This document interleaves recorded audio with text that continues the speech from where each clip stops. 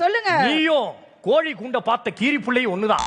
எப்படி கீரி புள்ள எத்தனை வாட்டி துரத்தினாலும் கோழியை தூக்க வருமோ, அதே மாதிரி சேனல்ல இருந்து எத்தனை வாட்டி துரத்தினாலும் திருப்பி திருப்பி வந்து முன்வரிசையில உட்கார்ந்து மூஞ்ச காட்சி 3900 வாங்கிட்டு போற மூத்த குடிமகன் நீதான். 3900.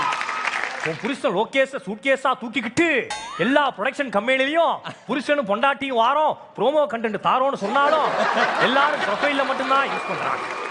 ஐயா அப்பெல்லாம் சொல்லாதீங்க. இதுக்கு ஏதாவது பரிகாரம் தான் சொல்லுங்க. நாங்க பரிகாரம் இருக்கு. உன் புருஷன் லோகேஷுக்கு உன்ன மாதிரி ஒரு லோ பட்ஜெட்ட லேடி கட்ட போட்டு முடிச்சூர்ல இருந்து மூலக்கண வரைக்கும் நடக்க வச்சா தம்பி.